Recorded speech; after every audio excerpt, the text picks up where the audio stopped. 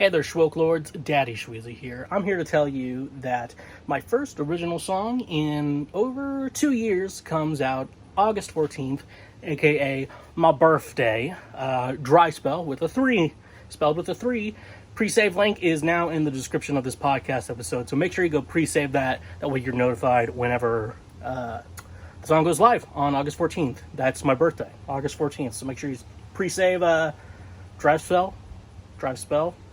There we go, I said it right now. And don't be stingy. This episode is brought to you by Novilla Mattresses, where comfort meets innovation, giving you the perfect night's sleep you've been dreaming of. Are you tired of tossing and turning all night, struggling to find a comfortable position? Look no further than Novilla Mattresses, the ultimate sleep solution designed with your comfort in mind. Experience the luxury of a good night's sleep with Novilla's advanced mattress technology. Their mattresses are crafted using the finest materials, providing the perfect balance of support and softness. Whether you prefer a plush feel or a firmer surface, Novilla has a mattress that caters to your unique sleep preference. But what sets Novilla apart from the rest? It's their commitment to innovation and quality. Each mattress is thoughtfully engineered to provide optimal spinal alignment, reducing pressure points and ensuring you wake up feeling refreshed and rejuvenated every morning. Say goodbye to restless nights and hello to blissful sleep with Novilla's cutting-edge cooling technology. Their mattresses are designed to regulate temperature, keeping you cool and comfortable throughout the night. No more waking up in a sweat, just pure, uninterrupted sleep. Worried about allergens and dust mites? Don't be. Novilla mattresses are hypoallergenic and resistant to common allergens, ensuring a healthier sleep environment for you and your loved ones. And here's the best part. Novilla is committed to affordability. They believe that everyone deserves a great night's sleep without breaking the bank. That's why their mattresses are competitively priced, giving you the best value for your money. But don't just take our word for it. Join the thousands of satisfied customers who have already made the switch to Novilla. Even when your mom comes to my place, just know she's getting a great night's sleep, among other things. Experience the difference for yourself and discover what it truly means to sleep like you've never slept before. Using promo code Schweezy or the link in our description, you can save 10% off any purchase you make through Novilla directly. Ready to transform your sleep experience? Visit their website today and choose the Novilla mattress that suits your needs. Your journey to a better night's sleep starts now with Novilla mattresses. And a reminder, when you use our links, you directly support this show. When you want it the most, there's no easy way out. When you're ready to go and your heart's left in doubt, don't give up on your faith. Love comes to those who believe it, and that's the way it is. That's the way it is. Hello, and what is going on, my fellow Schwoke Lords, or should I also say fellow Earthlings, and people from other planets? I assume they have the internet on other planets too, right? Welcome to Cancel Schweezy, better known as the Lord's trademark favorite podcast. What is up? I am your host, Schweezy, aka, or you may know me better as, the Foreplay King. What's going on, everyone? It's been a weird couple days for me. So, y'all, I think the capitalist name is Effexor, but the poor name is venlafaxine.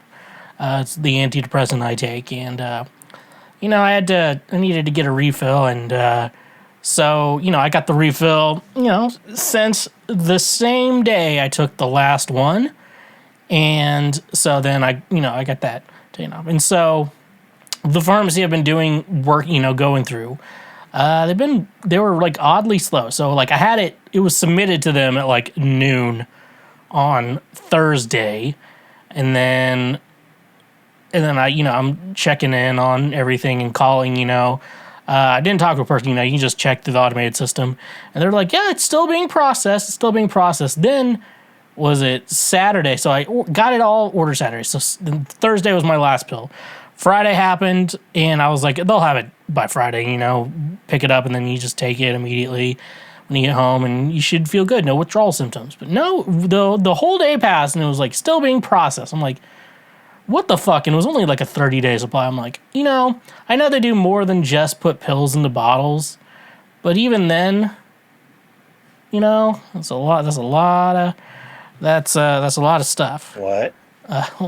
This is the type of guy you get. So anyway, Saturday, and I'm just like, all right, I'm just gonna call and talk to him. It's been 48 hours. I'm gonna call him, and it was like the weirdest conversation. I was like, hey, I just want to check out my prescription. See, I'm always also like, if I have to do any sort of like contacting any sort of customer service, what I'll do is be nice to them because obviously if you just a little life hack for you dealing with customer service, usually they deal with assholes all day. So if you're nice to them, they will make things a lot easier for you just because like you're like, oh, this guy's fine, and you know, it's been weird. Just like, here you go, man. So I called him, and it wasn't even a real situation. It was like, oh, okay. Were you wanting a 30-day supply or a 90-day? I'm like, well, I think the what that sent out was like a 30-day. So that whole mess of nails is like a long story, and so ended up was like, okay, so yeah, we'll just go ahead and get that to you. If you don't hear anything by like in like 2 hours, call us back. I'm like, okay, and then literally 10 minutes later, your order's ready for pickup. I'm like, oh, Jesus fucking Christ, dude. So yeah, basically, end of Friday, early Saturday, I started having withdrawal symptoms. Not to mention, we're also not going to mention that my perennial tendonitis decided it's gonna have its time in the sun. So leg hurts, going through withdrawals, and basically just feel sick and shit like that. So I've been kind of sick, been kind of sick the last couple days, yesterday, and a little bit the night before. You know it's bad when like you take an edible and just nothing happens. You're just like, oh, just feel normal. So, what can I say? Did I even say a real word? Cool stuff, slick stuff, neat stuff. There we go. We got the quality podcast and stuff. Let's make sure my hair looks good. That's the most important part of this podcast. Oh yeah, and I also slept with my neck weird last night, so now that's feeling kind of stiff. Yeah. I've also been thinking a lot about this. So we all know the Writers Guild, they've been on strike for a minute, and then the Actors Union, I don't know what they're called. I'm not in anything. They are now on strike. And so that's something, and obviously I agree with what they're striking for. Obviously I'm a normie, and I'm like, yep, things are going to be delayed. We're not going to have, there's going to be like a period, because people don't realize how long it takes for like movies to get made and shit like that, unless you're like Marvel or like big studios like that, where there's like, they can make those last minute decisions very quickly, because they know for a fact, like, we're sending this to theaters for sure. We already let everyone know that, so we got to get things done. Yeah, most things aren't like all done last minute, so yeah, there's going to be like, in like a year or two, there's just going to be just like nothing's going to happen, you know? And so that's going to be really weird. But anyways, I was thinking about it. I'm like, how many actors and actresses, we're just going to call them actors. I think that's the easiest thing to say. How many of them literally went to like the protest, you know, the strike, got a picture for their Instagram, and then just immediately left? How many do you think actually happened? Because I'm getting a lot of the vibes from a lot of pictures, like, I'm here protesting, and I'm like, because to be honest with you, if I was in a union and we were podcaster union, there is a musicians union, but like, I don't think, but majority of musicians don't join it. I think, because I've never thought of any reason why. It's because the main reason why is like, the nice thing about a union is it's like, we're all gonna stick together and work together to make things good. Musicians aren't like, we're all snakes. Like, some of my best friends are musicians, like, they're also like snakes too. Like, we're all snakes, so we're like backstab everyone. Like, it's like, are you worried about scabs? I'm like, every musician is a scab. Like, every single musician is a scab. Something to worry about. So, everyone answer me real quick. How many people do you think, or actors do you think, went to a protest, took a picture for Instagram and their social medias, and then just immediately left? That's a good question. I would be very curious to want to know. So, that's cool. I have a fun announcement. You probably already heard this at the top of the episode, but I have a new song. My first original song in over 2 years being released to you. So very fucking excited. I like that. I went through a very severe writer's block. So from Ride or Die Volume 2 to a year after Ride or Die Volume 2, I wrote 0 songs. I just, and it wasn't something as like, if someone had told me like, I probably did some sessions with people, so maybe I don't know, but like songs written by myself, that I'm able to write, because I still want to be able to like, I gotta get shit done by myself, but I just couldn't really, so a lot of times you have an idea and then you stick with it and then you move on from there, but like, yeah. Anyways, though, my new song, Dry Spell, spelled with a 3, comes out August 14th, which is also my birthday. Make sure that you are, one, following me wherever you stream music at. So whatever service you stream music at, make sure you're following Schweezy. It's like cancel Schweezy. You just take the cancel off at the top. And make sure, you can pre-save Dry Spell in the link. And, you can also follow me there. That way you know when it comes out. It's going to come out my birthday, my 30th birthday. Matter of fact, it seems a really weird age to be like, it's my birthday, listen to my new song, I'm 30. But no, definitely go check that out. Make sure you're pre-saving that shit. That way you know when it comes out. And you can also see me on social media at TheSchweezy, wherever you get social media. I should be, by the time this episode comes out, I should be on Threads now. So I want to use Threads to make the announcement. So Cool stuff, slick stuff, neat stuff. Check that out. We have a Patreon page, we have Cash App, we have PayPal. Those are all just great, phenomenal ways to say thank you for being a friend, to travel down this road and back again if your heart's true. Sounds like you're a pal and a confidant. And I really like that. Definitely go check that out. Thanks for financially supporting us in whichever way you can. But you can also support us by doing a ton of free shit. Free shit meaning, like, if you're listening to the show, go to our YouTube page. Make sure you're subscribed over there. We post highlights. We do post basically the same. It's legit just an audio rip from the video. That's what you're listening to the podcast on. And then but also on the YouTube page, we have all the highlights. If there's a segment you want to share with your friends, it's easier than sharing them a whole ass episode. So definitely go check that out. Leave us a comment. I do like to hear back from you. And if I ever need to fix anything, I rarely have to fix anything I say because I'm usually always right. If I do, I think those comments are really the best place. I will look at them and read them. And if you're on the audio platforms, leave us a review and give us a 5, 4, 3, 2, or 1 star rating. So I'm just going to pick a random one. Pretty bold of you little fucks to assume that I'm not God. I like that. That's really cool. So now let's get into previous week right now. What is previous week right now? You may be thinking to yourself, well, I'm just going to go over the news I found important from last week, and we're just going to be discussing it right now over the internet. Like, should this be a private conversation? Probably, but I'm going to let the whole internet know what's going on.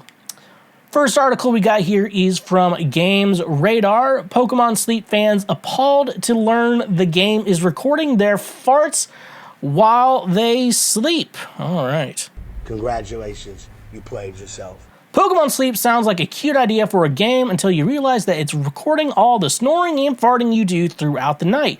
That's what fans of the mobile game are starting to learn now that the Sleep Up has been out for a few days across iOS and Android. If you play Pokemon Sleep as the developer suggests, you'll have your phone next to your pillow while charging. Fire hazards aside, that means your phone is well positioned to pick up every noise you make while sleeping, not just measure how well you slumber. As players have begun to find out, the app also records noises over a set volume. That means doing something out of the ordinary volume-wise, like snoring or letting one rip, is going to be picked up by your phone. Thankfully, each audio clip only hangs around for 24 hours or until you go to sleep, though fans are aghast in equal measure. If you fancy playing Pokemon Sleep without slumbering and at peace from having your wind recorded, you could always toss some money towards the Battle Pass. Yes, Pokemon Sleep has one. As some players know online, working through the pass earns you sleep points, which would otherwise be earned by knocking out some Z's. Doing all that makes the mascot Snorlax larger and invites more Pokemon to come along. If you really go hard on the whole sleeping thing, you may even get a shiny or two. You just don't check the audio recordings if you don't want to hear how much tooting you're doing overnight. That is, I've been thinking about that. That is a weird thing like that. We just fucking fart in the middle of the night. Like, we don't even really, do we even really have that much control? Like, when we're fucking knocked out, do we have much control over, like, how much we fart? Because, I don't know. And also, I understand how the concept of the app works, because if it's just your phone, I think Apple Watches can do some stuff a little bit differently, but I don't even know how much. All that they're recording, all they're doing with this app, like, because it's doing stuff like this, like, all they can really do is use the microphone on your phone, and it tries to calculate things from there. And I think I heard that even any stuff like that is actually not that effective, at least in saying that. If you really want a real sleep study, you got to go to, like, a real place. I think with an Apple Watch is different too, or if you have, like, a Whoop or something similar to that, it can track because I know the Apple Watch, can check your heartbeat and stuff like that. So, your watch can, like, check your heartbeat, can really calculate a lot more movements. If, thinking about it, it's like, oh, you tossed and turned, you moved, your watch was moving this much, and stuff like that. But yeah, I think that is something interesting to think about when it comes to Pokemon Sleep. It's just like, this is recording you while you sleep. And also, like, what the fuck are you doing while you sleep? You're, like, worried about it and, being recorded. There's one thing that's like, it is the idea that you don't want to be recorded unknowingly, I think that's a good, that's just a solid way to live. But, but at the same time, like, you're sleeping. Like, what are you going to do? And it's like thinking about, like, me. It's like, oh, someone's stalking you. I'm like, I don't, like, where you're going to watch me, like, fucking pick up a huge-ass bag of Reese's, Like, I don't know. I'm like, my daily life isn't that exciting. So, it's shit like that. But, I don't know. But, like, you can get shinies in the game. Because I know Pokemon Go, you can technically get Pokemon from Pokemon Go and put them in, like, the main series games on your Switch. Pokemon Let's Go is easy for, like, the first 151, but then after that, like, you have to send it to Pokemon Home, and then you can put it into a game, assuming the Pokemon is supported. So, like, can you get any cool Pokemon? What they should have done, and they might be doing this, I don't know anything about Pokemon Sleep, considering I'm a big Pokemon fan.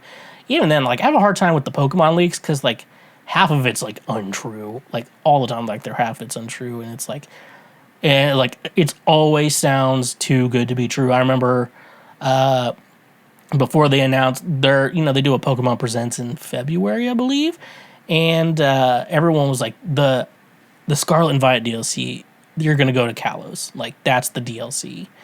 And, like, I genuinely thought that's what was going to happen. And no such thing. We all guessed there was a DLC because Pokemon's now on, like, a schedule where it's like mainline game, DLC, remakes, back to that, new game, new main series game, So, interesting. Should I be paying attention to Pokemon Sleep? If I can get that, they need to do it like what they did with Meltan and Melmetal in Pokemon Go, and, like, make it an exclusive Pokemon that you can only get there. Like, my Meltan, I have a Meltan and a Melmetal, and, like, that was a fucking bitch to get in the game. So, cool stuff, slick stuff, neat stuff. All right, here we go. The main article of the week from Entertainment Weekly. Blink-182's Tom DeLonge celebrates being right about aliens. UFO hearings today made history. At every Blink-182 concert on their current reunion tour, Mark Hoppus announced to the crowd that Tom was right before the rock band launched into their 1999 hit song, Aliens Exist. Fans dressed up in green jumpsuits and alien masks run around and crowd surf while inflatable little green men are chaotically thrown around. It's a massive celebration of singer-guitarist Tom DeLonge's lifelong dedication to exploring the existence of extraterrestrials, and now the government has validated him as well.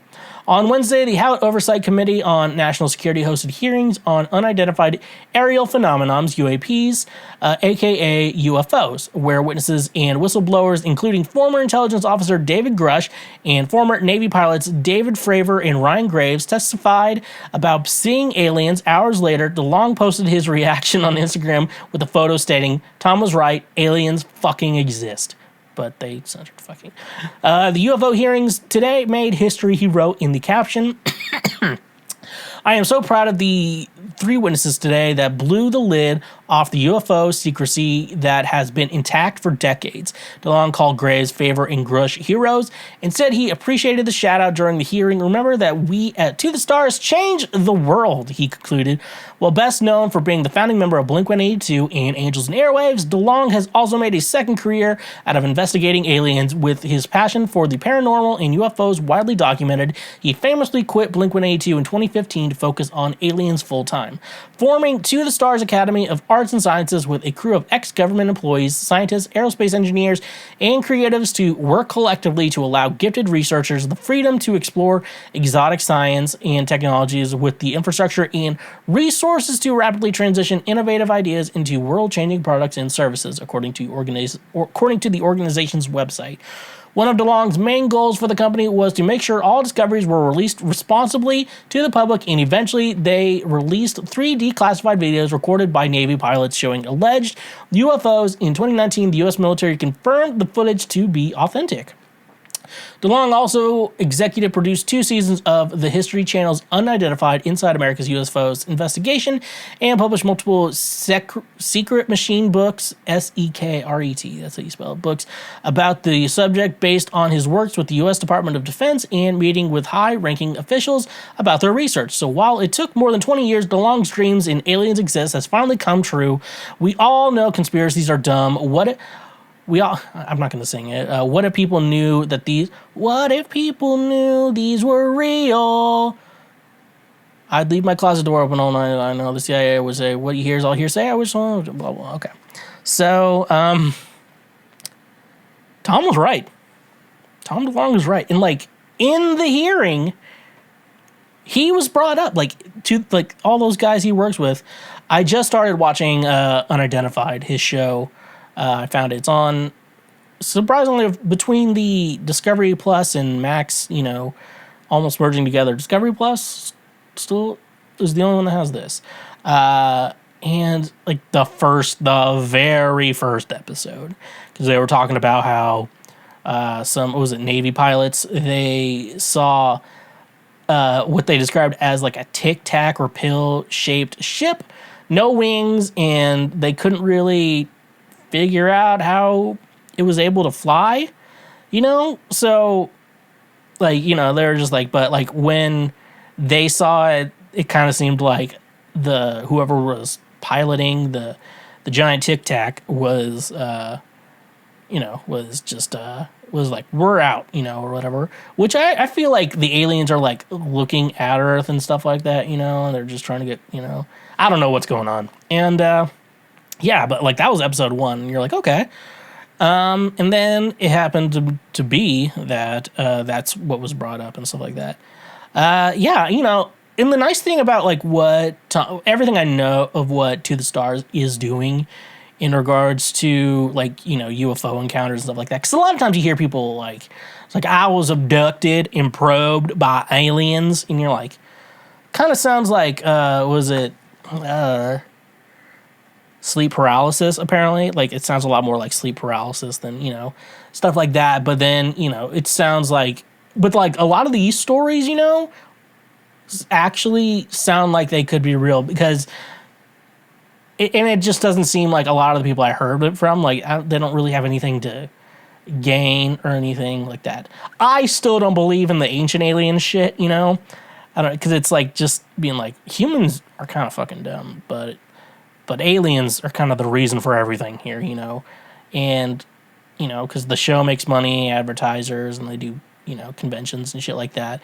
And so, like, you can kind of see the ancient aliens, you're like, yeah, I can see how it's kind of money based, but, like, To the Stars, like, and that's the nice thing, like, they've really been like, here's real stories and stories that actually sound real, not like just the craziest made up shit you just heard of. So that's, you know, it's very interesting. And, you know, I think for years we've all been like, I think a normal human being would say before this would be like, yeah, I think aliens exist, or like, you know, creatures or other types of beings, or, you know, exist on other planets. And like, you know, we know that other planets like that exist, you know, that like can support life, stuff like that. But like, have they made contact with Earth? Has anything made contact with Earth? Everyone's like, yeah, I don't know. And because I was talking about this with my barber a while ago, you know, we were talking about, you know, aliens. It's like, so it's kind of hard to like determine if it's real or not, because a lot of times what Tom was talking about is like, yeah, it was a high-ranking official. I can't really give out their information because, you know, they get in trouble. And like, you know, assuming they are real, and it sounds like a lot of these people are real, it's like it's like a national security thing. And, you know, and they've also made, you know, To the Stars, Tom, you know, just whatever Tom's been saying, he says like, yeah, the public shouldn't know everything that's going on, because, you know, and I think about it as spilling Kool-Aid on a red carpet and your mom's going to kill you if she finds out.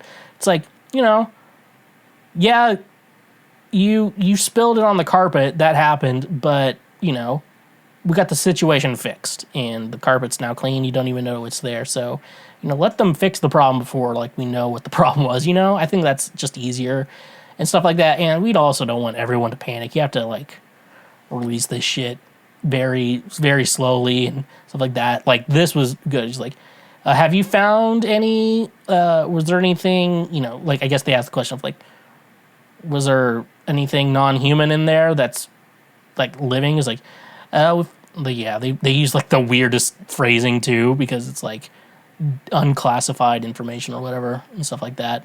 Yeah, a lot of things have to wait to be declassified for that, too. But do I think we're gonna have like some sort of alien invasion? No, I think I think that if aliens decide like we're gonna conquer this Earth, it's gonna be whoever has the better weapons.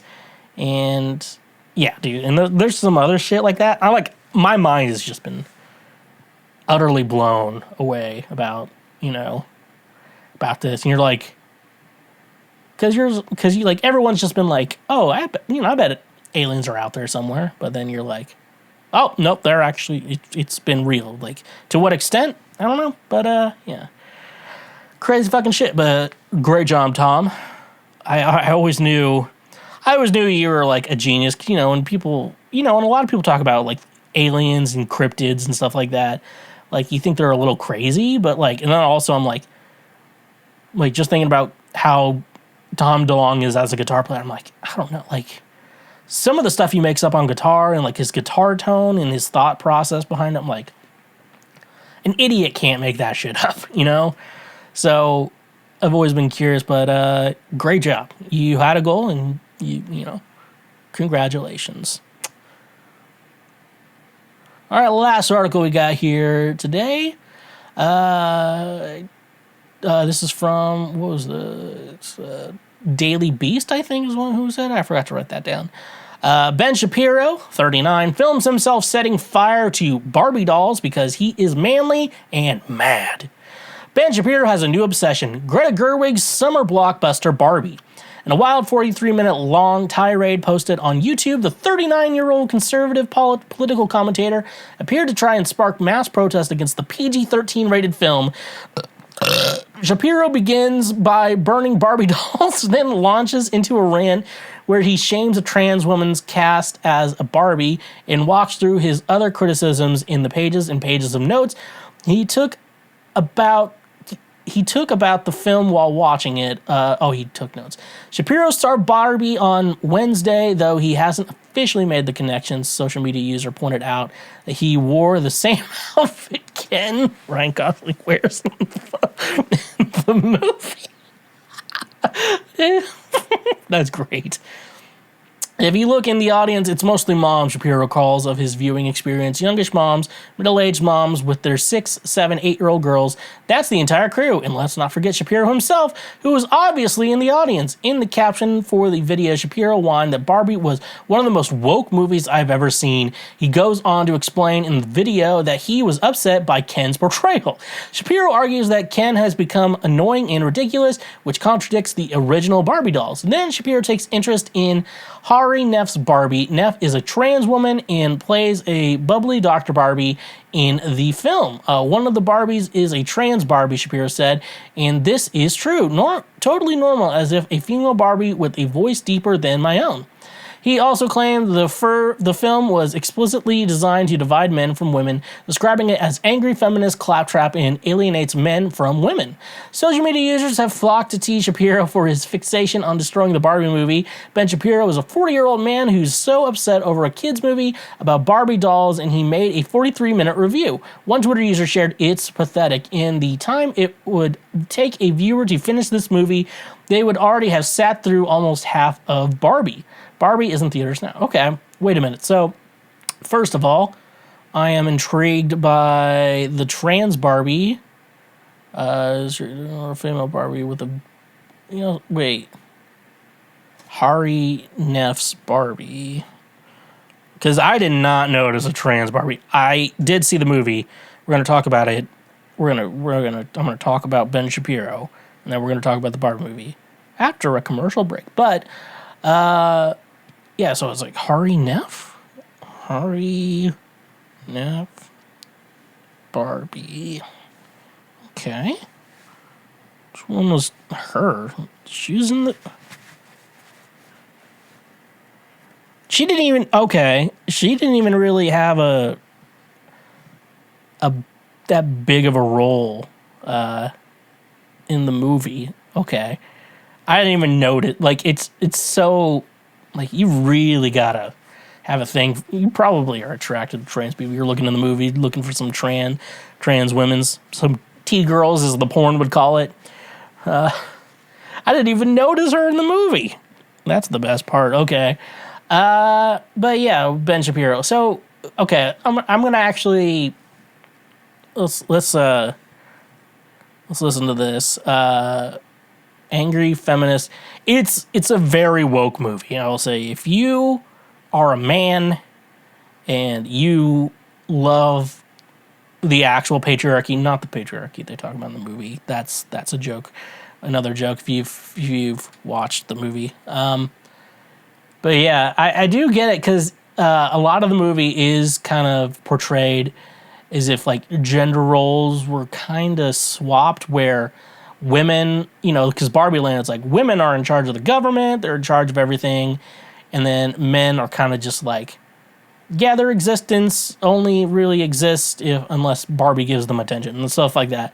So I get it, but I think Ben Shapiro doesn't like that idea that women are above men, which is like funny. I'm like, I think Ben, I think that's the point of the movie, and it's a great like analogy. You bring up analogies to fucking conservatives, for some reason they're too fucking stupid to get it.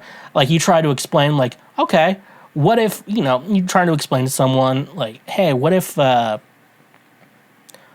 being straight was like like being gay or whatever, where it's like it's where you're told that it's wrong to be straight, but you're like, you try to explain that to someone like that. Imagine that. Try to put yourself in your shoes there. Try to understand what it's like being gay. He's like, but the world isn't. It's being straight is normal. I'm like, no, you gotta pretend. And you're like, no, but being straight. I'm like, okay. You're like, you don't understand the point of the whole thing. Like, the whole feminist idea to, like, I guess all the board members at Mattel, all men.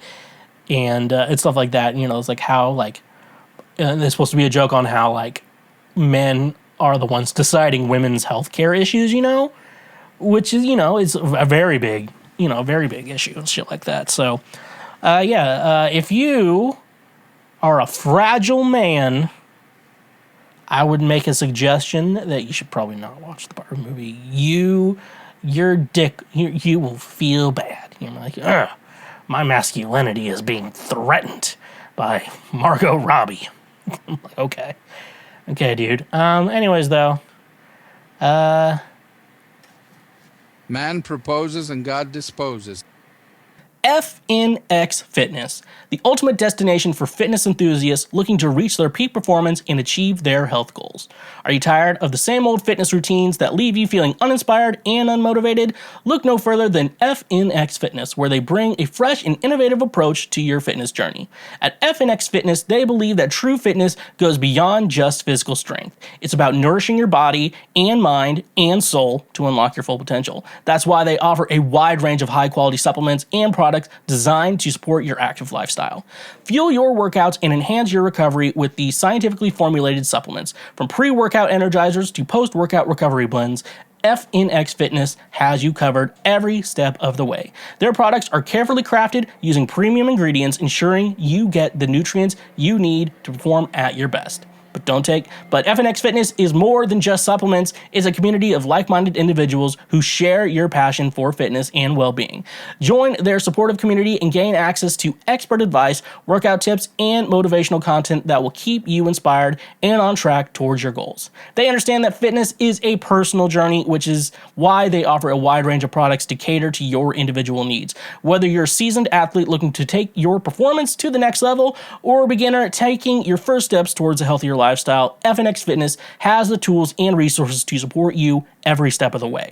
But don't just take my word for it. Join the thousands of satisfied customers who have already experienced the FNX Fitness difference. Transform your fitness routine and unlock your full potential with FNX Fitness. And using our code in the description, you can save 15% off your order from their website. Ready to take your fitness to the next level?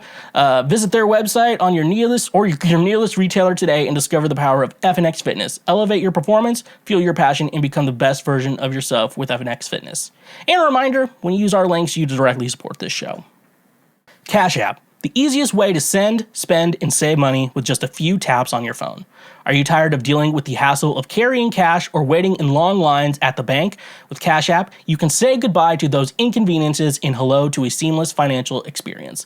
Sending money to friends and family has never been easier, whether you're splitting the bill at dinner, paying your share of rent, or simply sending a birthday gift. Cash App lets you transfer money instantly, directly from your bank account. No need to worry about writing checks or handling physical cash anymore.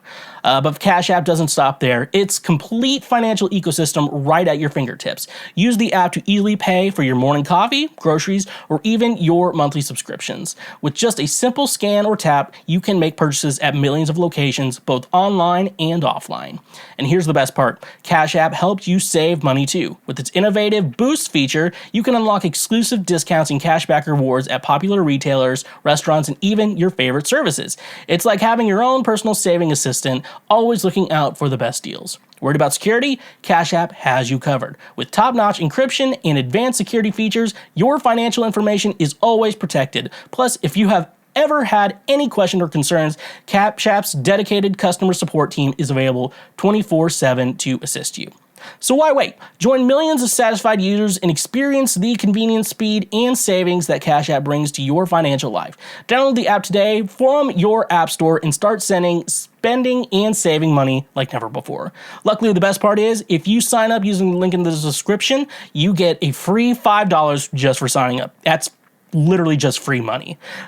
So join Cash App today. The future of money is here. And when you use our links, you directly support this show. I was told. So I was told to watch the Barbie movie just by the internet, and I decided to go see it. So now I'm going to talk about it. So, am I going to spoil anything? I'll try to... I'm going to try to keep it no spoilers, but I might have to bring up something. Some things might be spoiled. I don't know. So, yeah, the Barbie movie, Greta Gerwig. Very much people like Ben Shapiro. A lot of guys aren't liking it. And I gotta say, And it's really funny. It's like, the Barbie movie is going to turn you gay. The demons are coming for you, the Barbie movie. And I'm going to be honest with you. I watched the movie and, Margot Robbie, the main character. Margot Robbie not only is just like an anomaly with how good looking she is, she's also like really good at acting too. Like, that's the problem though, Like, you have like all these fantasies about women and you're like, oh, but she's really good at acting too. And you're like, oh yeah, she's a real person. So, anyways, Margot Robbie is fucking great. But apparently, if you like looking at Margot Robbie for a couple of hours, apparently that means you're gay. Apparently, if you like looking at Margot Robbie, you're gay. You know what doesn't make you gay? Trucks, fishing, a night out with the boys. That's not gay. Tough, masculine men. Thinking about those guys, that's not gay. But thinking about Margot Robbie, that's gay, And you know what? I guess I'm gay. I guess that's going to be taken out of context, too. I guess I'm gay. I'm excited to see how that's taken out of context. Anyways, though, I do want to mention, though, I did go to a theater. They charged like $5.50. Like, that's legit what it said on my ticket. It was like $5. I'm like, okay, maybe I did buy it like very much last minute, but I don't know. Because I work packed theater too. It was a smaller theater I went to, but it was packed. However, the problem with the theater is the patrons that went there, specifically the patrons that went to my specific screening of Barbie. Can I not say words today? The screening. There are a lot of good jokes in the Barbie movie, and I'm telling you, like, solid joke writing, great jokes. However, the people in the theater I was with, I have to assume that they have never heard a joke before in their entire lives. Like, this is the first time they've ever heard jokes before. Because they were laughing so fucking hard. I'm like, these jokes were good. And I laughed out loud. I did a literal laugh out loud. An LOL, a literal laugh out loud, as the kids would like to say. However, though, the jokes weren't so funny. I'm not like dying laughing, I'm not dying laughing in my seat. I don't think really, it's not very often that like a movie or even like a podcast can even get me to laugh. Like, they'll get me to laugh and stuff like that, get me giggling and stuff. But like, I'm not going to be like falling out of my seat laughing because of the Barbie movie. The movie was not that funny.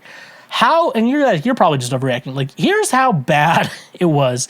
These people who have never heard a fucking joke in their entire lives. I was so confused with that, like how hard they're. I'm like, these jokes aren't that funny. And then out of nowhere, I'm like, wait a minute, did they add a laugh track into the movie? Because I was sitting near like the front of the theater, and most movie theaters at least have 5.1. 5.1, if you don't know what that means. 5 means there's going to be 5 different speakers, and then 0.1, so the one after the 0.1, that's how many subwoofers there are. So you can go to theaters that are like 10.3, there's multiple different variations of that. So that's how my school, like that I went to music tech for, they had like a big, in the the concert hall, they had just a massively stupid system that was probably used once a semester, and it was like ridiculous. So yeah, but usually everything's 5. If you're looking for like a home sound system, my best suggestion would be 5.1. Like, you say you want surround sound, and with surround sound, it's two. It's how it works: left and right, and then one in the center, and then 2 in the back, and then you have your sub. It's usually in the front too. I thought that they were putting the laugh track, but like behind speakers, in the surround sound. I was like, am I in an episode of Friends right now where the whole thing is just utter and complete nonsense, like just a laugh track? Like, we have a laugh track. What? Sorry. We have a laugh track. But that's just, we only use it for ironic situations, when like I don't know. Like, but also just, it's weird. we've all met people who've just never heard a joke before.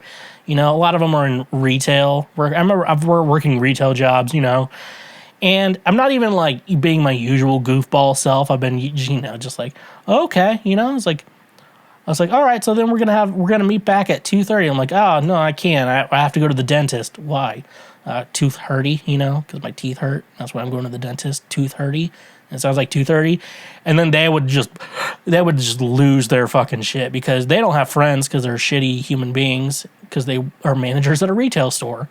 That is true. If you work in retail and you're like in a leadership position, you're either the cool manager or you're the absolute worst human being that's ever existed. Like, there's really no in between when it comes to that. You know, it's like, oh yeah, that's our manager. He's cool. I usually try to like work and make sure he looks good. And there's that chick's a fucking bitch. You know. Anyways, though, we already talked about Barbie not turning me, or I guess Barbie did turn me gay. You know, Margot Robbie. If you want to fuck Margot Robbie, that means you're gay. That's the rule. That's my new fellas. Is it gay to be attracted to Margot Robbie? I mean, she's literally a 10 out of 10. Fellas, is it gay to like Fellas, is it gay to be attracted to Margot Robbie? But here's the biggest question, I think, and I think we've all been curious about this. So, in the Barbie movie, you know, obviously, they're wanting to be all-inclusive. This is a very woke movie, okay? If you don't like woke movies and you're Ben Shapiro, you're not going to like this movie. So, I noticed there was a couple, maybe a couple, or at least one plus-sized Barbie, you know, obviously. And, you know, there's nothing wrong with, you know, kids want to play with a little fat doll, they can. And then, you know, obviously there's a trans Barbie in the movie that I didn't even notice. Like, you have to be really hiding something deep down to have to notice the trans Barbie, who I didn't even know if they had a line or not. But what I noticed so like the Barbies, all inclusive, you know, and stuff like that. The Kens, though, all the Kens seem to be all played by hot guys. And here's the thing. Where are the fat Kens? Why were there no fat Kens in the Barbie movie? Okay? They needed to add some fat Kens. Fat guys were underrepresented in the Barbie movie. Okay? Why can't there be a fat Ken? You know? Women usually tend to go for like, women are okay with a guy being a little chubby. Like, that's not like a deal breaker for women most of the time. Unless they're like the workout type, you know? Like, but like for men, it's just like, oh, fat Barbie, you know? Like, you know, that seems, I guess if you're going to the idea of like role reversal, it makes sense. However, though, if they make a sequel to the Barbie movie, I am going to protest unless they have a fat Ken. And also, I'm gonna double it. Make a fat autistic Ken, okay? That just makes sense, you know? Obviously make him autistic, you know, that obviously makes sense. And so, yeah. I'm expecting the next Barbie movie to have a fat, autistic Ken, okay? It's called inclusivity. We need representation in the Barbie movie for the Kens. Also, real talk for a second. I'll sometimes try out these jokes on my friends, you know, how just kind of see what their reaction is. And then I mentioned, like, fat, autistic Ken. And like, or especially mention like, yeah, why don't we have an autistic Ken? And they're like, no, that actually kind of makes sense. They should have one. Like, I just totally, and I know most of you listening here is like, someone's like, no one's like, we don't need an autistic Ken, but like also fat autistic Ken. You're like, actually, that kind of makes some sense. Like, like I don't know how that worked, but okay. Now I'm going to get into something a little controversial that I don't usually get into controversial stuff on this show. But in the movie, the Barbie movie, Barbie lifts her dress up or something, and it shows cellulite. And I'm going to be honest with you, cellulite doesn't exist. That's just what skin looks like, okay? Women are just making up an excuse to hate their bodies. And you know what, ladies? You don't need to hate your bodies. Whatever you think cellulite is just skin. Cellulite doesn't exist. That's just skin. And you can show me thousands of examples of cellulite. I'm going to be honest with you. It all just looks like skin. It looks like normal people. That's what normal people look like and stuff like that. Even the hottest chick, I'm like, that's just what skin looks like. So ladies, I'm here to tell you that cellulite is a myth. Cellulite doesn't exist. You just have skin, okay? You don't have fucking cellulite. It doesn't exist, all right? Now I'm wondering if anyone's going to fight me on that. So it's like, even that, I've told that to people and they're like, hot take, as usual. but yeah, no, cellulite doesn't exist. And women are just making up stuff to be mad about. It's kind of like a erectile dysfunction doesn't exist. Now, I would say on that end, it's like, well, unless you have a health problem or you're taking like some sort of medication that would do that to you. Oh yeah, if you have erectile dysfunction, you just might be gay, dude. That's actually kind of after you go through all the health problems, I'm like, yeah, you might just be gay. There's like nothing seems to be working besides boner, but I think you just might be gay, dude. You tried fucking a dude, and then if you don't like fucking the dude, you just might not like sex, dude. And guess what? That's okay. Just don't be leading people on and stuff like that. But I do like but here's one thing I think I found like a little, it's not a plot hole, but a little problem with the movie. So at Mattel, like the creators of Barbie, or they're not the creators of Barbie, but they're like, that's the company that sells Barbies and has the right to Barbie and stuff like that. It was like Will Ferrell was the CEO of Mattel, and like in the conference room it was just like all men, and the joke was supposed to be like, why are men making decisions about like women's health care and stuff like that? It's a funny joke, and you're like, why? And then you think about it, if it was just Barbie, if it was like the company was just Barbie, you would be like, why is it all men running a company to sell toys aimed at aimed at girls? Like, that does seem weird.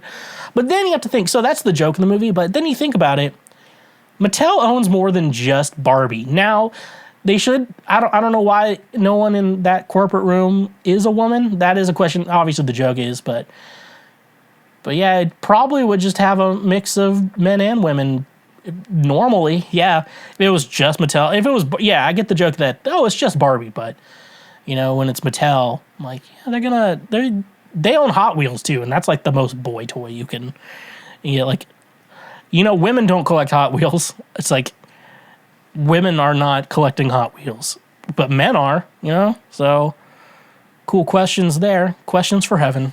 Questions for us right now, whatever. So anyway, that was a plot hole. But overall, though, I did enjoy the Barbie movie.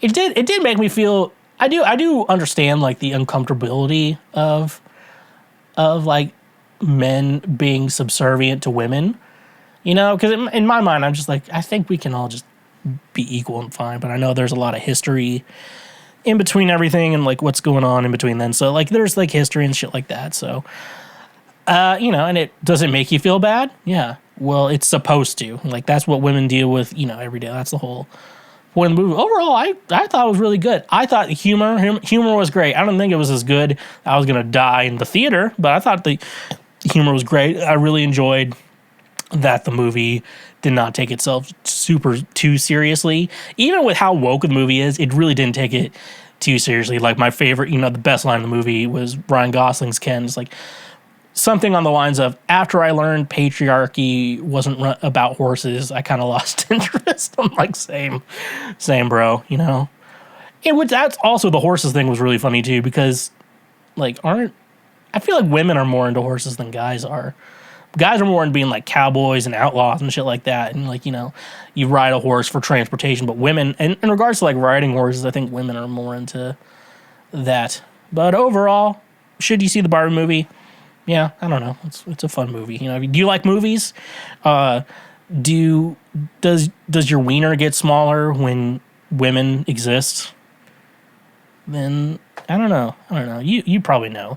It's also a PG-13 movie, and I think people think it's a kids movie, and I'm like, well, it's rated PG-13. So if you consider kids teenagers, then yeah. But like little kids, though, I'm like, I don't even think little kids would probably even enjoy it that much to begin with. You know, I don't know. So, you know, if you have little kids, your own discretion. But, you know, will it turn you gay? Only if you don't like Margot Robbie. Then you won't be gay. And let's do an opposite direction. I want to talk about Secret Invasion, Marvel's newest show, just wrapped up. And I got to say, this show had the potential to be amazing. Like, the concept of the idea of this show is amazing. But the show itself was just fucking, like, God, it just felt like, someone didn't try. You know, and that's what's so upsetting to me. Because in the comics, the general idea of the Secret Invasion storyline is, you know, the Skrull planet Skrullos was wiped out by Galactus, and there was a prophecy about the Skrulls' new home, and the home, something similar to the home, was supposed to be similar to Earth, and so the Skrulls thought, oh, Earth will be our new home, and so after our planet was destroyed. So then the Skrulls infiltrate Earth because they can shapeshift, and so with yada yada yada, plot happens. That's the main storyline in the book. But they said, I mean, like in Secret Invasion, they did set it up something similar. Basically, if you learn from Captain Marvel, you learn that the Skrulls are just refugees, and they're looking for a home. And Carol Danvers and Nick Fury, you know, promised they would find them a new homeworld. And everyone had the initial question, but now the Skrulls are upset because it's been like 30 years and they have not found a home. And they never really explained that, because also, remember that planet Thanos was on that could clearly support life, and we know humans can live on it, and if humans can live on it, Skrulls can basically live on it as well. So, like, they figured that out. So they didn't even explain, like, why they never found a planet. And I think they kind of, at the end of the series, are like, the Kree are open to peace talks with the Skrulls. And you're like, okay. They could have explained the reason why they never found a homeworld is they had to, like, find something the Kree would not be able to find. What? You know, or stuff like that. And out of there, the Kree wouldn't just attack them, or, like, in their, you know, not like jurisdiction, but like area where they'll be noticed and stuff like that in the universe. They could have just explained that super easy. And so, like, now all these Skrulls are mad and they want to rebel and take Earth for themselves. Earth, you know, that has the creatures that brought back half of the life that was taken away, you know, like the smart race. You know, stuff like that, you know, there's way too many plot holes. Like, usually Marvel, like, has plot holes, you know, movies, but they're not this bad. It's not this bad. And, like, the thing with the show is, it wasn't any actor's fault. Like, you know, you think, like, and even, like, you look at, like, bad movies, like, it's hard to blame actors, you know, because at the end of the day, I think a lot more goes to, like, the director and then studio interference when it comes to, like, movies, like, you know, and shows like this. And I don't know, I don't even know how to, like, say where it went wrong. Was it studio interference? Was the director? The director doesn't even, he also seems like he just did not care about this project too. And when people aren't passionate about, because I think Sam Jackson, Ben Mendelsohn, like, he went on Don Cheadle, like, Emilia Clarke, Kingsley Benadir, Olivia Colman, like, they were all just phenomenal. And, like, they put 10 out of 10. When they came to work that day, they put 10 out of 10 work. It was like a bad script and just bad story and just uninspired and that shit. And so, like, all the actors were good. It just seems like the director, just like Ali Salim, he just did not give a shit about the story. And, like, oh, man. And then, spoiler alert, the show's out, and you can just watch it. Ross, not Thunderbolt Ross, Everett Ross, who we last saw on Wakanda Forever, and James Rhodes, War Machine, were shown as Skrulls, and they were kidnapped and were replaced by Skrulls. So, Everett Ross storyline. So, if you don't know, if you haven't watched Wakanda Forever, basically, The CIA, his ex-wife Valentina Allegra de Fontaine, played by Julia Louis-Dreyfus, arrested him, and he was rescued, taken out of custody by the Wakandans. So he, shit like that, and he was like, and then they show him in the first 5 minutes of the first episode, and then like he was killed, and he's like, oh, he was a Skrull all along. And like, how long has he been a Skrull? And the director's like, oh, that'll be answered by the end of the series. It was not answered by the end of the series. You do see. So in the first 5 minutes, Ross is killed, and then in the last 5 minutes of the show, Ross is rescued. No clue, like, where the fuck. You thought he was going to be, like, a bigger role in the show, but nope. He was, bringing him into the show was not, like, it's obviously, like, the idea of the original Secret Invasion is, like, you can't trust anyone. There's, like, paranoia. You can't trust anyone. You could pretty much trust who was who, and you could tell who was who in the show for the most part. Like, the show should have had way more Skrull reveals. And I'm not saying people who've been Skrulls forever, but like, just more Skrull reveals to begin with, It's like, oh my gosh, that person was a Skrull and that person's been kidnapped. You could even say, I think the best situation would be it would take place right after Avengers Endgame, where, that's when people, big key characters were taken out and replaced with Skrulls, and stuff like that. But it really just, how you fuck up the main premise of what the Secret Invasion storyline is. That idea, like, you can't trust anyone and stuff like that. And like, I'm going to go over for a second, even Rhodey being a Skrull, which, I hope they just do, like, he was swapped out after Endgame and not what everyone's thinking is he was scrapped after his paralyzing accident in Captain America Civil War. He was replaced with a Skrull, which looks like it could be the case. I don't know. I don't know. Like, the main premise of the story is, who can you trust? You can't trust anyone. Anyone could be a Skrull, and the only way you can reveal someone as being a Skrull is if you, like, kill them. And then they figured out, like, oh, I shot this guy's hand and it turned back into a Skrull hand. And you're like, okay, we confirmed they're a Skrull and stuff like that. Like, they just wasted that fucking opportunity and shit like that. So I think now is the time, I should say. How would I change this series and make it better? Here, I've thought about this a lot. So a majority of the series, this whole series, like, there's a lot of good story beats, I would have to say, like the attack on the president and how the president's doesn't know who to trust and stuff like that, and President Ritson just, like, going crazy, because I think they're setting up Thunderbolt Ross, not Everett Ross, Thunderbolt Ross becoming the president in the next Captain America movie. And so that could really explain why this guy is, the current president is not going to get reelected, And I think they set that up really well. I thought that was great. First thing I'd say, Maria Hill survives, but she's incapacitated the entire series. She did get shot, but, like, remember when Nick Fury got shot in Captain America Winter Soldier, and they, like, slowed his heartbeat down, and, and they saved his life, and now he's, a secret, from it.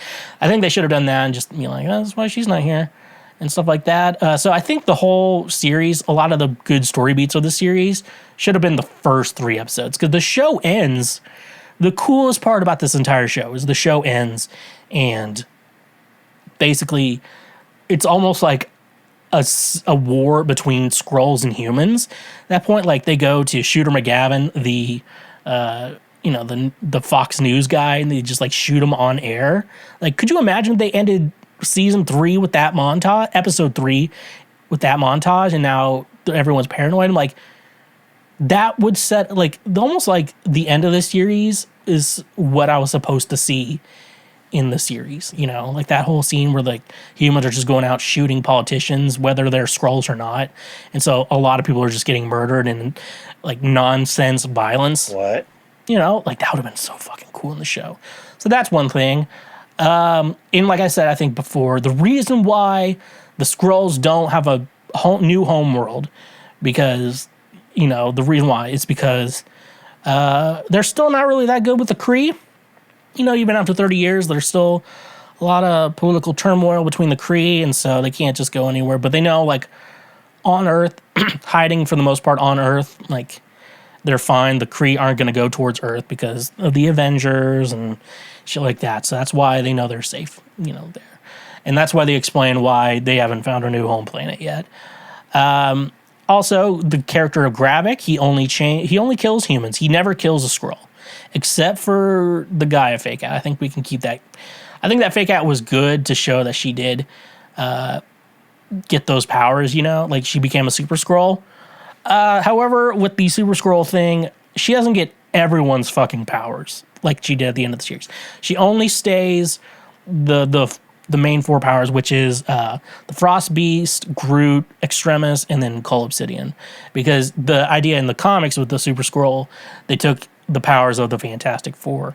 And I think this would be a cool way to figure out a little integration into the actual Fantastic Four, where like these powers, because they had the Harvest, which was any enhanced individual who was enhanced on their own from the series, from that, like Tony Stark's wasn't Doctor Strange. Those aren't powers, but like Thor, Hulk, Captain Marvel, Thanos, like all those powers, I'm like, that was a little too much. Like they needed to tone that back, just keep it those, and then it could be a good lead into the Fantastic Four. That could be a good way to explain how they got powers. So just keeping those, and that's all the only powers. Like the Harvest is a good like MacGuffin and way to move the plot forward, but no one gets those powers. I would say it gets destroyed, and then they fight, and then it ends like that. And then I would also, what else would I do? So yeah, the Harvest exists, but like no one gets those powers. So yeah, that's one thing I would change to. And then they should have went into a ton of details about how Rhodey was impersonated by Rava, because it seemed like a really cool plot point, and then it just goes nowhere, and I guess they're going to explain it. And I hate the idea of like, oh, they'll explain it in a future movie. I'm like, no, just like fucking explain it right now for all of us to see. It's not that fucking hard. So like Rava, and like Rava's a big villain too, or a big Skrull character, if I remember correctly. And so like, just a wasted opportunity. So yeah, I think those are a couple ways I would change the show. Everyone tell me how you would do it too, because I've just never been underwhelmed or disappointed in like a Marvel show or movie ever before until this movie. Like, even let's go, everyone's been saying like, Marvel's quality has lacked. I will say too, but like there's things I can like look in and enjoy about even the movies that didn't perform well and people say they don't like very much. So like Black Widow, I'm like, it was a good movie. It just should have come out 4 or 5 years prior to when it did.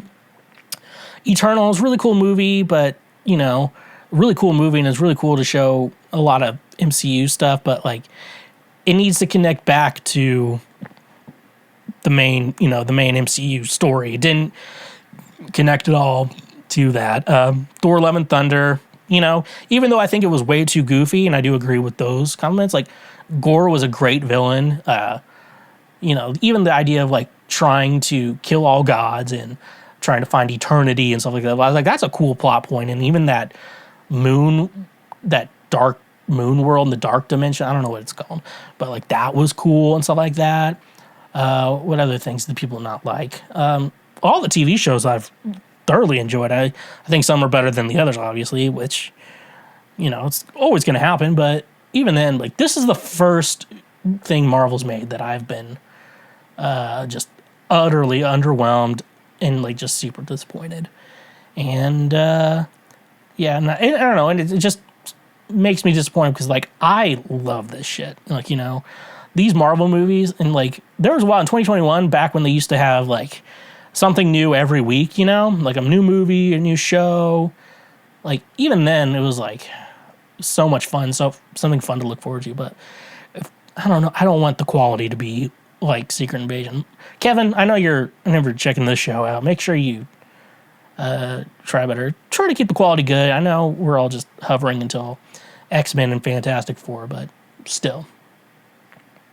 Drizly, the ultimate convenience for all your alcohol needs, delivered right to your doorstep. Tired of making last-minute trips to the liquor store or dealing with crowded aisles and long checkout lines? With Drizly, your favorite drinks are just a few taps away, making your alcohol shopping experience easier and more enjoyable than ever before. Drizly brings the liquor store to you, offering an extensive selection of beer, wine, spirits, and more. Browse their vast catalog of top-quality brands, local favorites, and specialty beverages, all conveniently organized on their user-friendly app or website.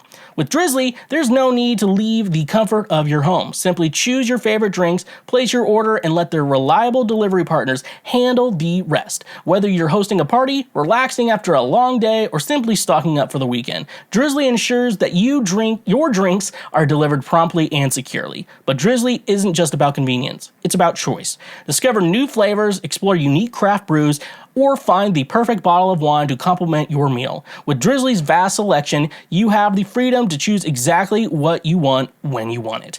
Worried about the hassle of age verification? Drizly has you covered.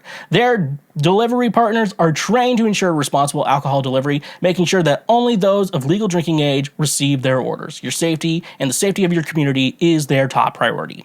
Join the millions of satisfied customers who have already embraced the convenience and simplicity of Drizly. Say goodbye to the hassle of traditional alcohol shopping and hello to the ease of having your favorite drinks delivered to your doorstep. That's not all. Using our link in the description gives you $5 off your first order, which can greatly enhance your night, if you know what I'm saying. Ready to elevate your drinking experience? Download the Drizly app or visit our website today and experience the future of alcohol shopping. Cheers to a new way of enjoying your favorite drinks with Drizly. And remember, when you use our links, you directly support this show. Honey, your ultimate online shopping companion that saves you time and money effortlessly. Are you tired of endlessly searching for coupon codes or missing out on the best deals when shopping online? Say goodbye to those frustrations and hello to Honey, the free browser extension that revolutionizes your online shopping experience.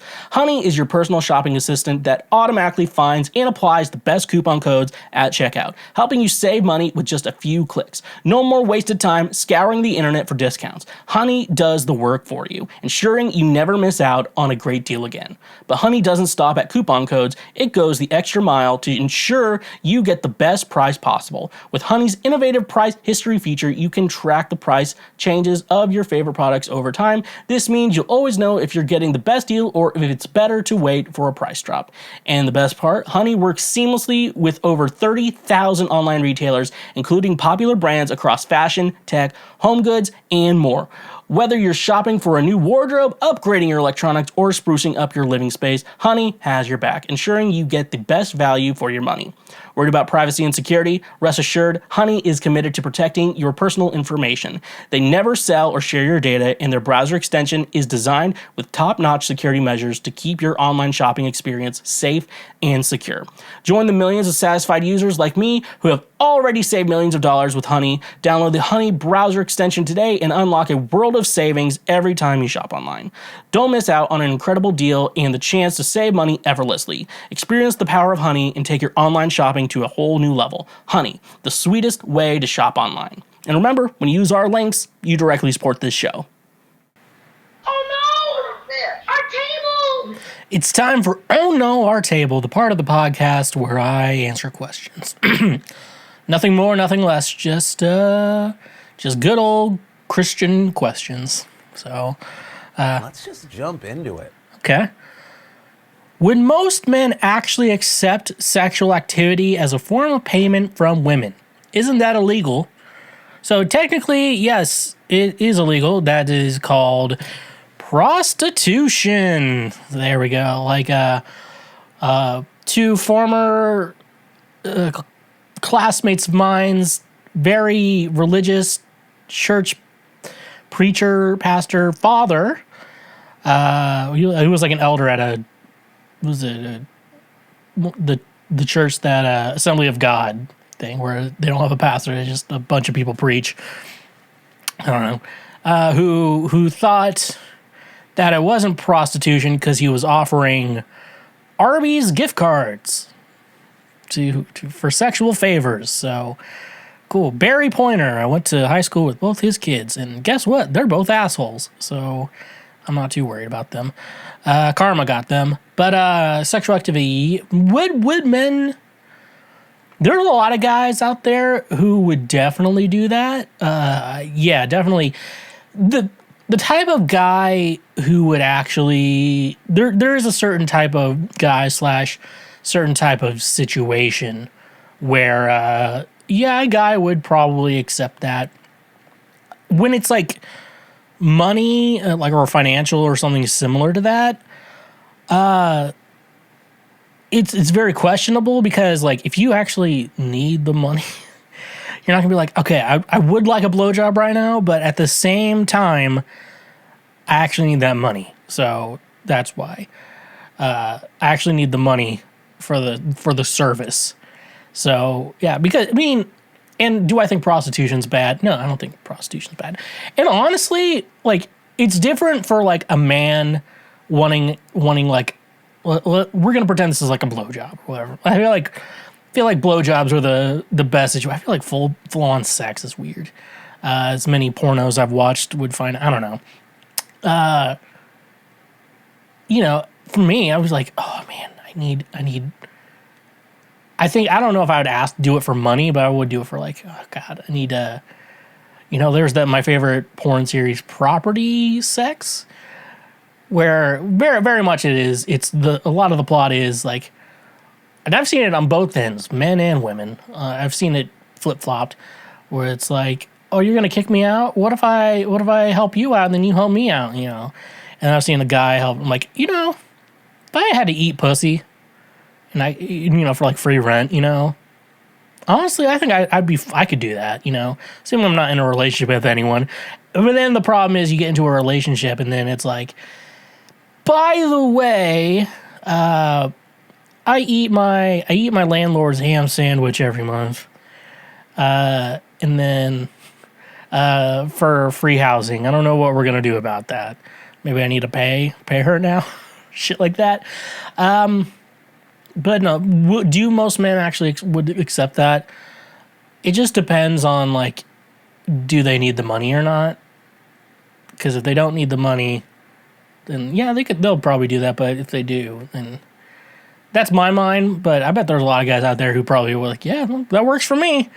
You know, it's like, why are you broke right now? Well, yeah, all my clients paid me in blowies, so unfortunately, I am low on cash right now. So, Congratulations, you played yourself. Did you play yourself though? Good question. Am I being used for free meals? The girl I am dating has me confused. We met a few weeks ago on a dating app and have been on 4 dates going on 5. The attraction is there and things are moving well, except she downright refuses to pay for anything on dates. First and second dates, I was cool and kind of expected to pay. On the third date at a not-so-cheap restaurant, when I addressed my opinion on her paying for at least the tip, her reaction was negative and she acted surprised. She says she is starting to have feelings for me, though when I ask her opinion on the matter, she believes that she deserves a man that will show desire in the form of paying for her on dates to the point where she decides to pay. Well, let me read that again. The opinion on the matter. She believes that she deserves a man that will show desire in the form of paying for her dates. Okay, so she's saying that's her love language. And despite me not used to it, that is her standard expectation for her man. How long? In her words, around a month and a half into the relationship. A friend says she is a gold digger, but I am not sure. Am I being manipulated and used for free meals? Is she real with me or a scam? Is this normal? I am confused and have so many questions. So yeah, I'm going to go off with what you said to me. I feel like your friend, I think you should take your friend's advice. I mean, at least if he thinks he's a gold digger, especially if he's met her, you know? If he's met her, then yeah, you should definitely be listening. This is the type of guy you get. To his advice, especially if he can see it, because I'm only knowing like what you've told me. I've never met her and I don't even know who you are. So that's also, you know, but from what I'm saying is, so, and I think it all comes down to how I would her personality and how I would read the room, read the situation. Because I do think, like, you know, for the straights out there, for all us straight people out there, I think it's generally a good thing. Like, yeah, fellas have to take the L on, like, you know, for the first little bit on paying for dates and shit like that. Unless, yeah. And then eventually, I think the good situation would be not like I with a girls I've dated, my favorite thing is just like, hey, I'll get dinner, and then she's like, I'll get drinks, you know, and it's like even, you know, so it's not that big of a deal, you know, where it's like, yeah, we're both paying, but it is weird when she pays and you're just like there. I'm like, I swear I bought dinner. I swear I bought dinner. So yeah, I really gotta understand who she is first, and so I would try to get more opinions from friends and other people who do kind of know her, because the two possibilities I am seeing in this situation is, yeah, she's using you, she's manipulating you, she's trying to get free shit out of you. She is a gold digger. The other thing is, like, her love language is like gifts or whatever, you know, the one that's closest to what I just said. Which usually, like, when it's your love language, people aren't so, my love language is this, I need you to do this, you know, and like, my love language is gifts, so if you can't buy gifts, you're not going to be right for me. So that's like kind of a red flag in my mind, looking at the situation, because usually that no one's like, I need you to do this. And then the question of, you might not want to pay for dinner, or you want her to help out with it or whatever, and then all of a sudden she says, I was actually starting to have feelings for you. That seems like a red flag from a third party looking in.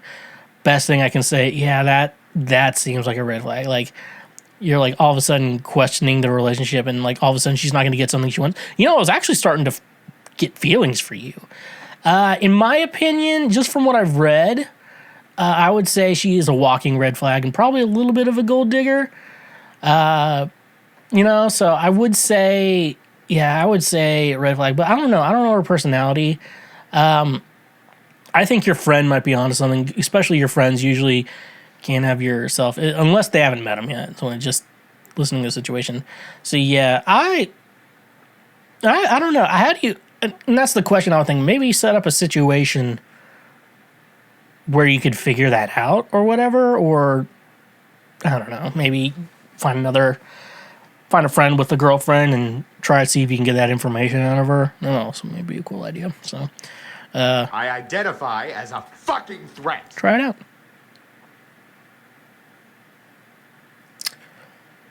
No, but seriously, what is going on in the MCU? MCU standing for Marvel Cinematic Universe. So I think you're probably talking about the dip in quality Marvel has been having with their movies and their TV shows. Secret Invasion, especially, we just got done talking about that.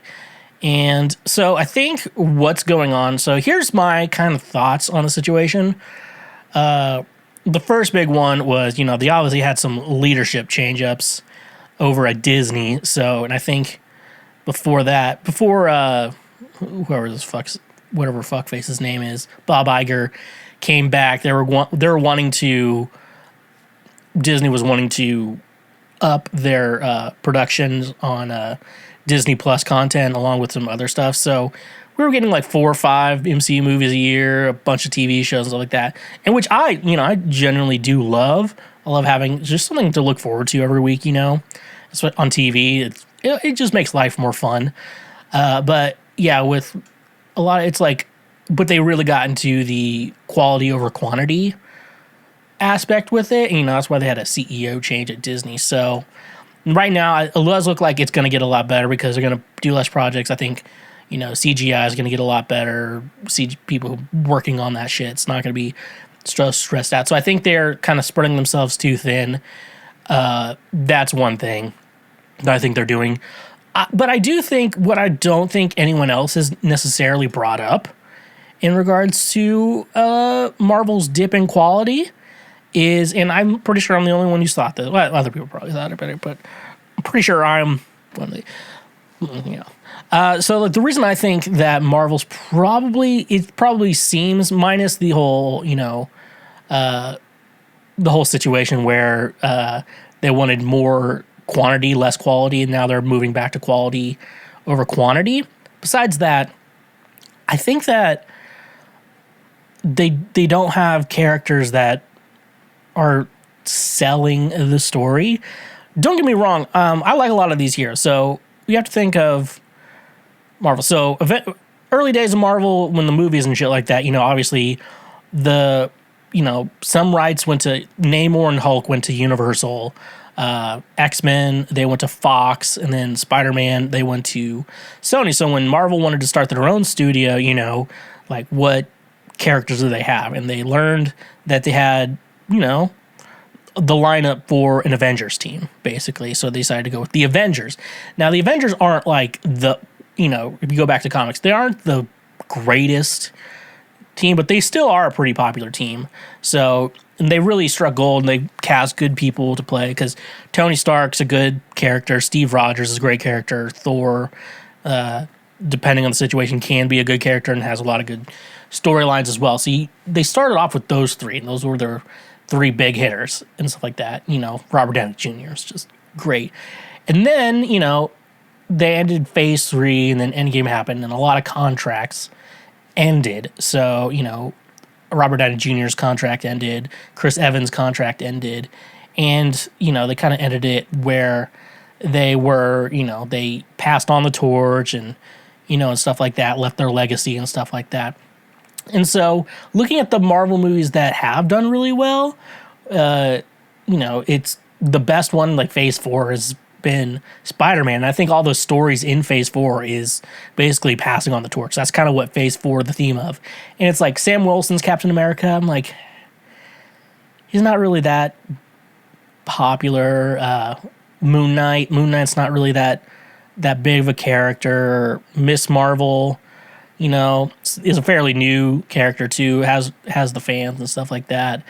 But like their heavy hitters are kind of running out. So what they've been kind of trying to do is kind of what James Gunn did with Guardians of the Galaxy, where basically take an unknown character and make them famous. And that's what Marvel's been trying to do with these kind of like B and C list heroes and stuff like that.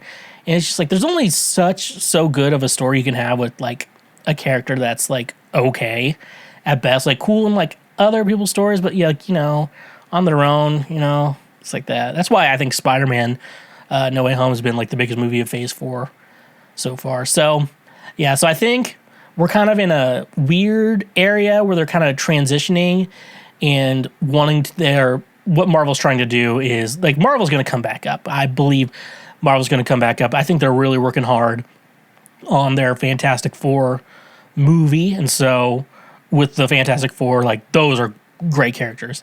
And once they introduce Doctor Doom into the Marvel Cinematic Universe and then start, more incorporating more X-Men characters into stories, I think Marvel's going to come back up, because then they finally have good characters coming back that can really sell a franchise and really sell a good story. So I just think right now with a lot of Marvel characters, just kind of like the B and C tier heroes, those are those movies and stuff like that. So that's my thoughts. I think I think there's going to be a big shift and a big change once they add Doctor Doom into the Marvel Cinematic Universe. And once they add a good Doom, everyone's going to be like, And I really like that. so yeah, that's my big MCU thoughts right now.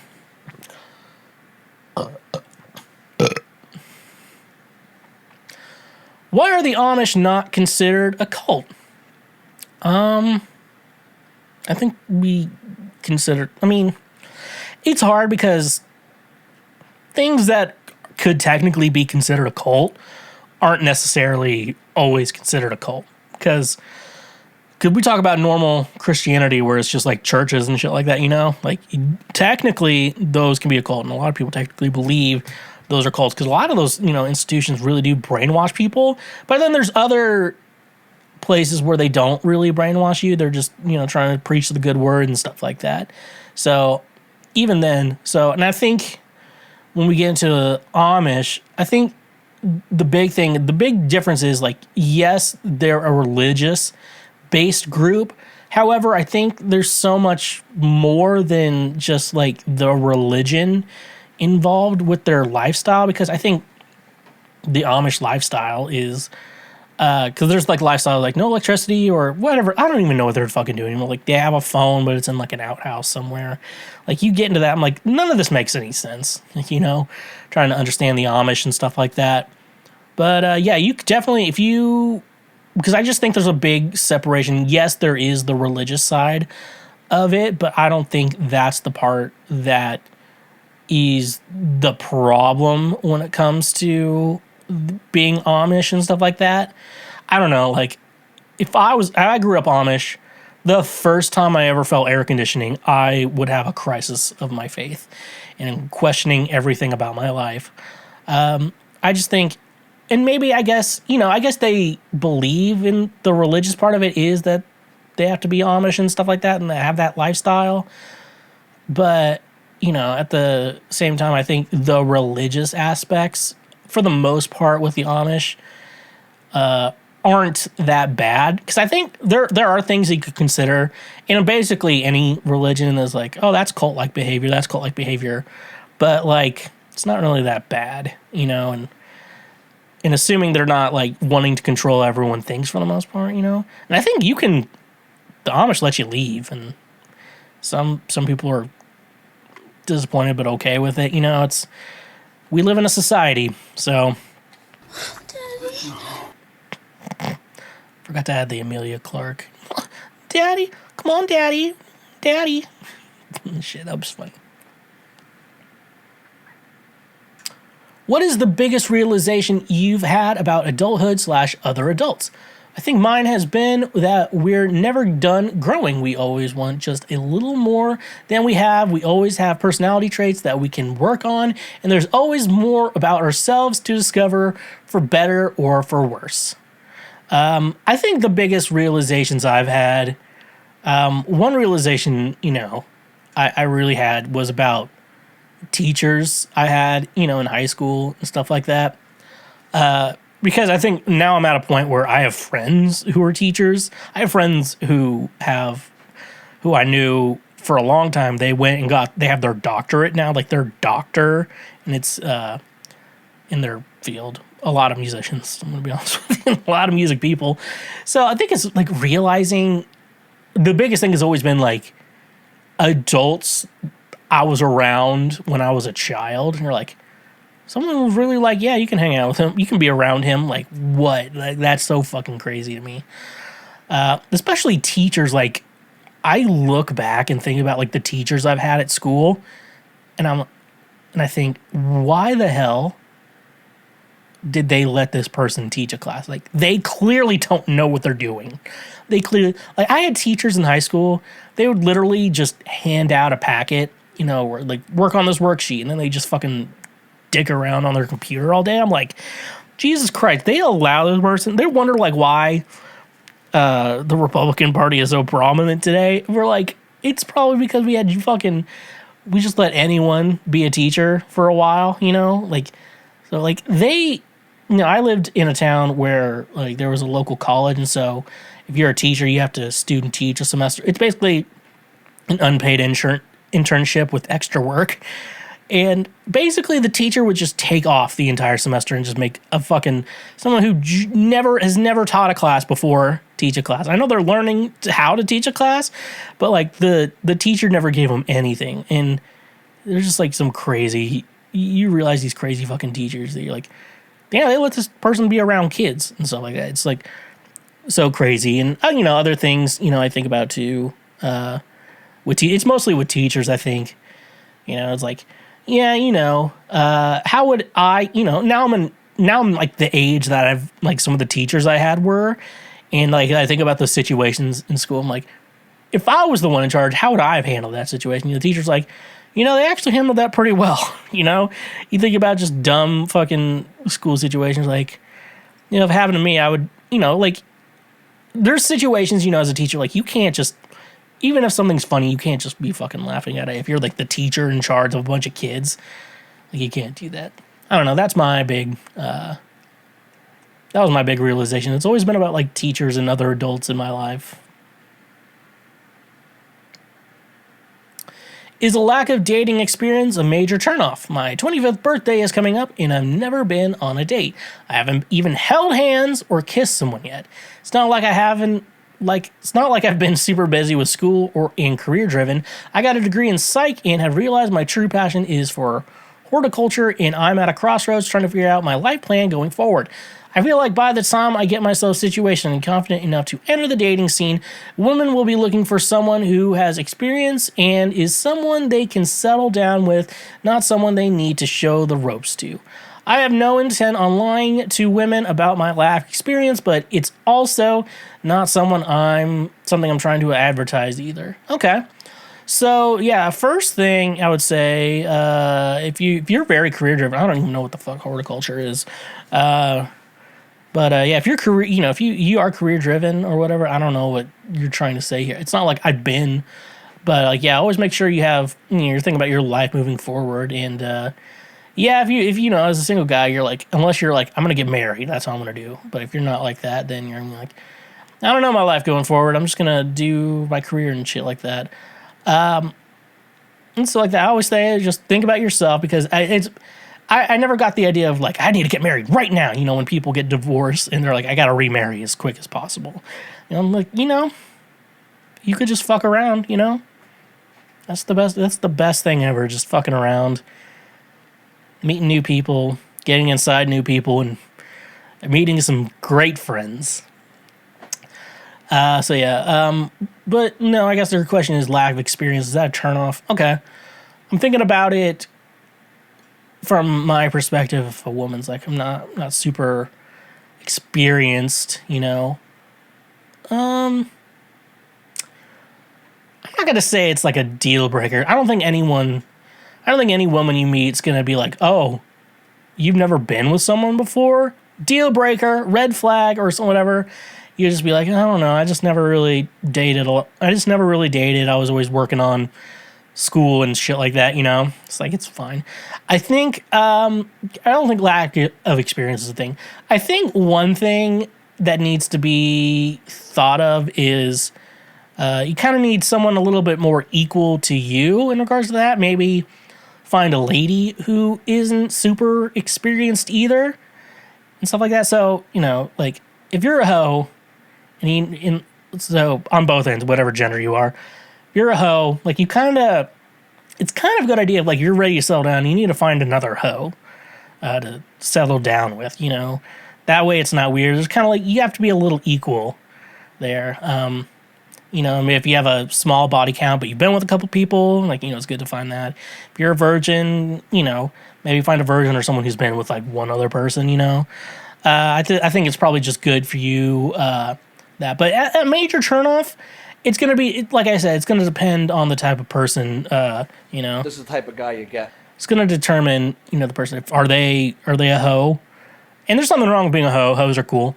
But, like, are they a hoe? Because, like, that usually doesn't work out, It's different, If you're like, oh, I'm a virgin. You're like, oh, I've fucked 69 people. Nice.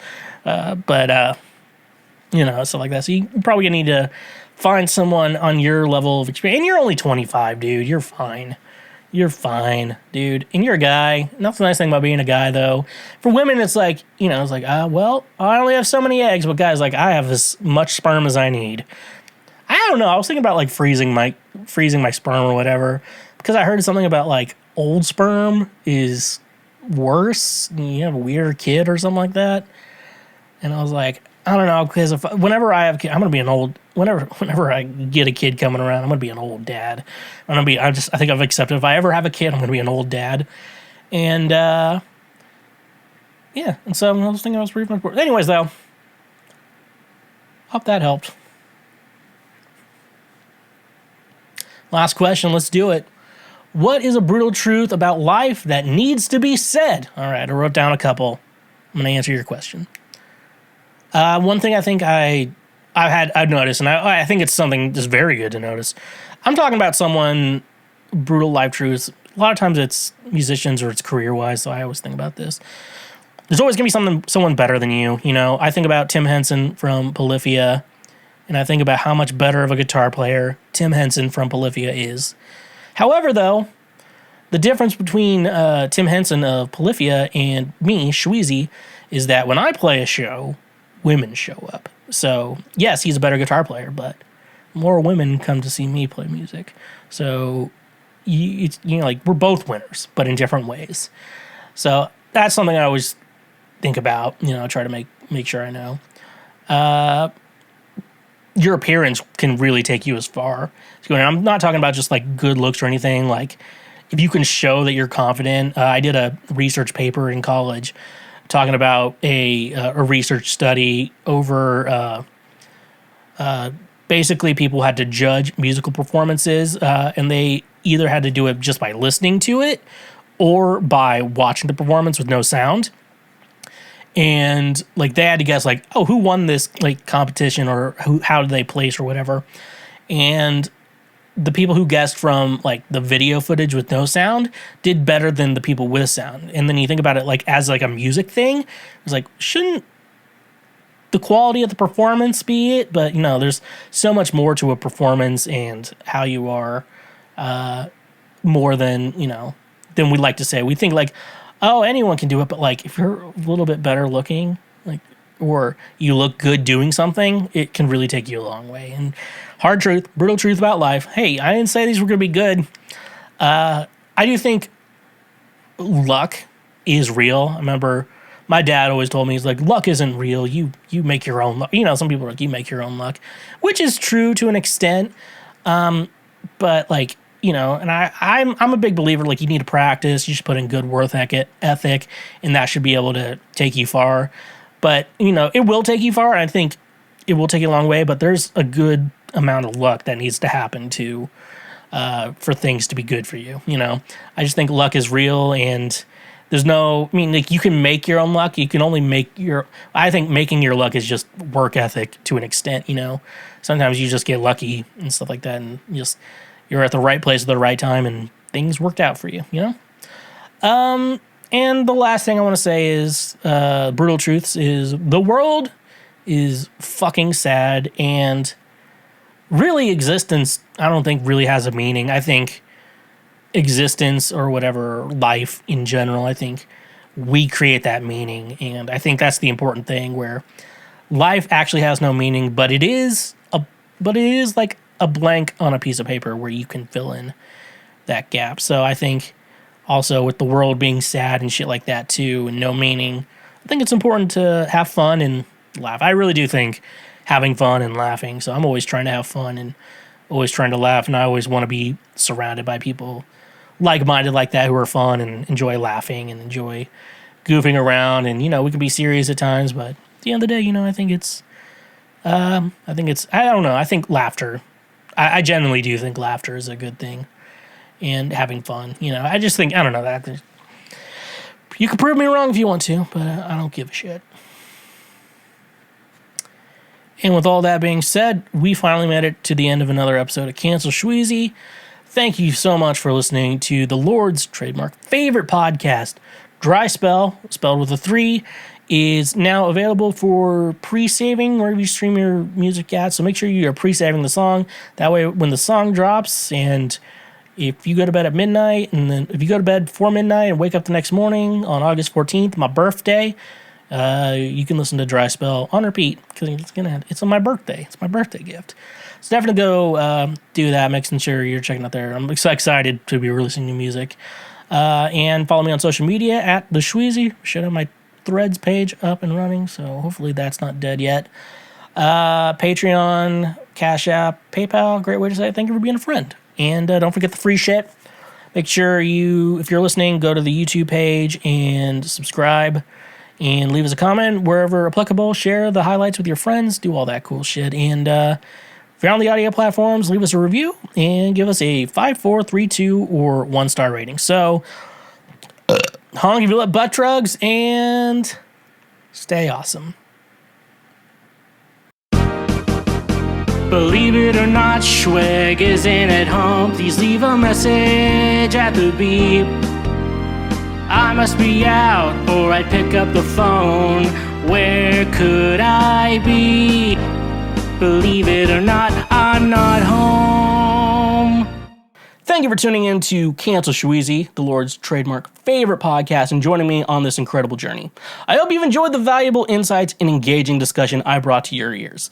To ensure you never miss an episode, hit that subscribe button now. By subscribing, you'll receive automatic updates whenever we release new content, keeping you in the loop with the latest episodes and topics. Subscribing not only guarantees that you'll never miss a beat, but also helps support our show. Your subscription plays a crucial role in helping us continue to bring you high quality content and maintain our podcast growth. So whether you're listening on your favorite podcast platform or watching our YouTube channel, take a moment to click that subscribe button. Join our community of passionate listeners and be part of the journey. Personally, I appreciate your support, and together, we can make this podcast even better. So don't wait any longer. Hit that subscribe button now and stay connected with us. Thank you for being part of our podcast family.